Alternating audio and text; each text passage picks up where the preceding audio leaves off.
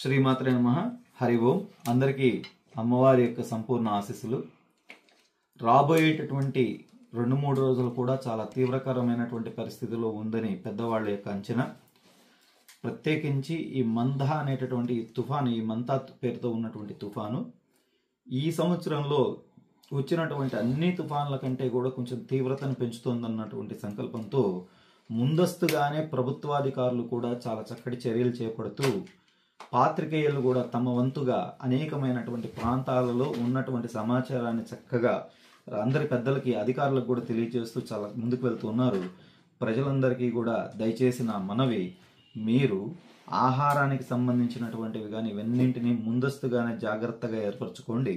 అలాగే ఇంటి నుంచి దయచేసి ఎవరు కదలకండి. కరెంటు ఉన్నటువంటి ప్రాంతాల్లో పోల్స్ కానివ్వండి, చెట్లు దగ్గర కానివ్వండి, అలాగే నదీ ప్రాంతాల దగ్గర కానీ ఎవరు వెళ్ళకండి. ఎక్కడో ఎవరో ఒకళ్ళు నదులు పారుతూ ఉంటాయి, ఆ పారుతున్న నదులు చాలా బ్రహ్మాండంగా ఉన్నాయని వెళ్తూ ఉన్నారు. అలా ఎవరు చేయకండి. ఎందుకంటే మన ఇంట్లో మనమే పెద్దవాళ్ళం, మనమే పెద్ద దిక్కు మన తల్లిదండ్రులకి, మన కుటుంబానికి. ఈ విషయాన్ని దయచేసి దృష్టిలో ఉంచుకొని వీలున్నంత వరకు మీ చుట్టుపక్కల ప్రాంతాలలో ఈ తీవ్రమైనటువంటి వరదలు నిజంగా ఎక్కువ ఏర్పడితే, ఆ ప్రభావం ఉంటే మాత్రం కడుపుకి తినడానికి ఇబ్బంది పడుతూ షెల్టర్ల కింద బాధపడుతున్న వాళ్ళు ఎవరైనా మీకు కంటపడితే మాత్రం దయచేసి వాళ్ళకి కడుపు నిండా ఆహారం పెట్టండి. వీలున్నంత వరకు గొడుగులు కానీ ఇంకా ఏదన్నా వాళ్ళకి అవకాశం ఉన్నంత వరకు ఏదో ఒక సహాయం అయితే మాత్రం దయచేసి చేయండి.